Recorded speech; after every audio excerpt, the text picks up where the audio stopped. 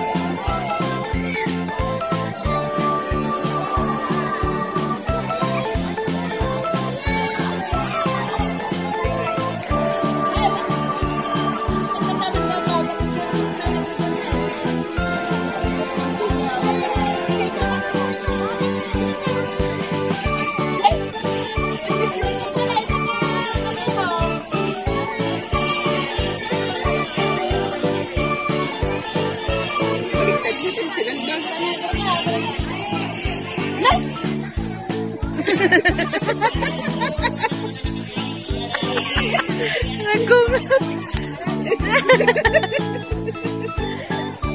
agad.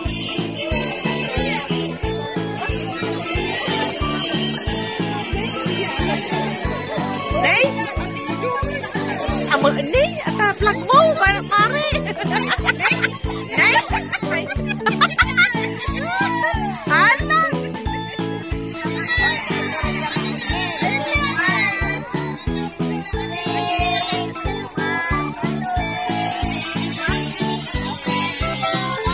Pala si ate, no?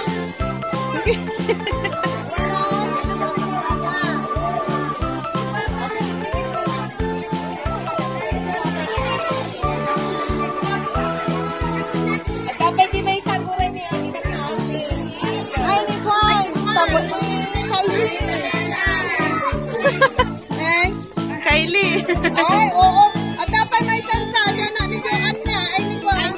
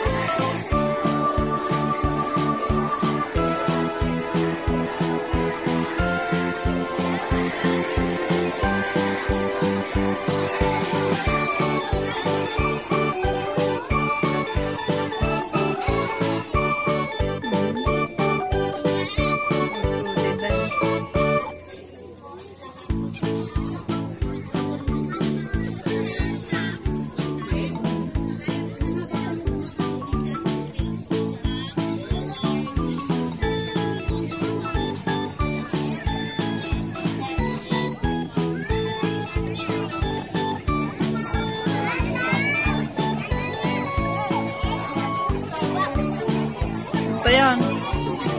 Person. Ate, ilak doon naman na payong.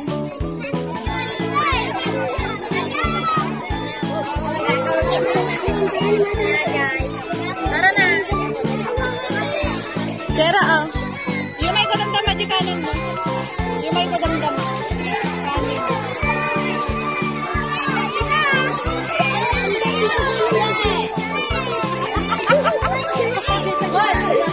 Ay, di kasi tayo.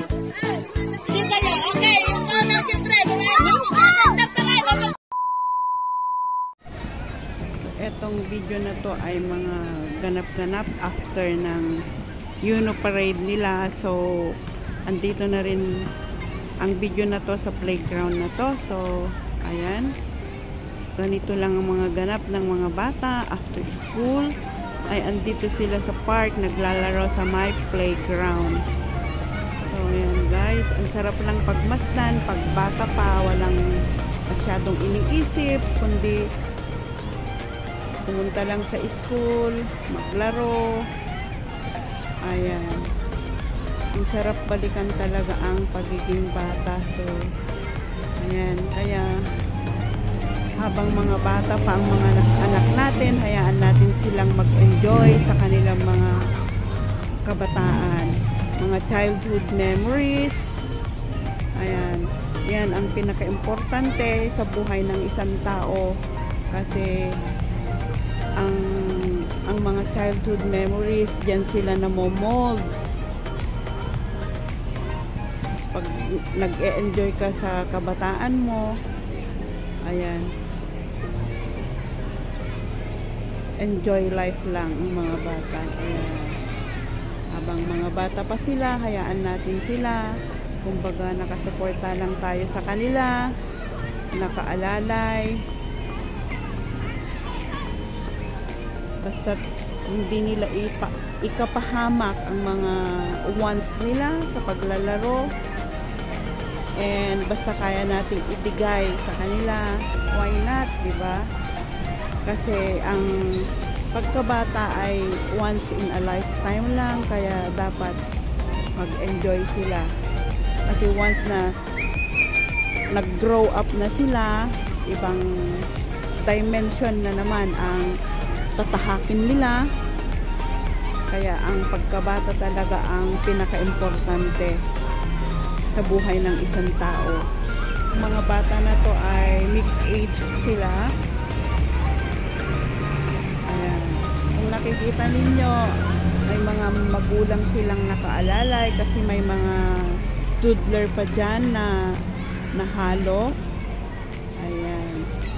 From 2 years old to 10 years old ang andyan na naglalaro. So, ayan guys, ang dami ko na namang kwento-kwento sa inyo. E din sa buhay ng isang bata ang ganitong mga age. Ayan. So, idagdag ko na rin ang panoorin natin saglit ang mga teenager na naglalaro ng volleyball. So, ayan.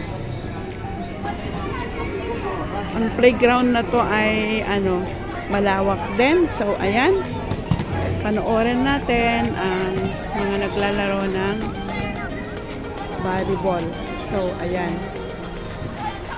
Diyan sa side na yan ay mga volleyball players.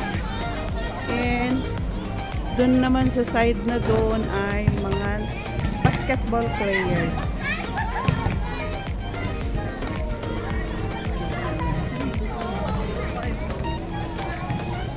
Parang magkadugtong lang ang court na to.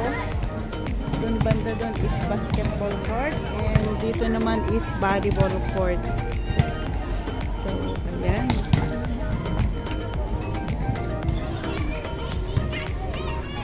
So, eto na muna ang ating vlog for today. So, ayan. O mga teenager na to. So, ayan guys. I-end ko na ang vlog na to and sana nag-enjoy kayo sa panonood sa aking mga uploaded videos and maraming salamat sa lahat ng suporta ninyo at ang walang sawa ninyong panonood sa aking mga Family Row Daily Vlog. And God bless us all.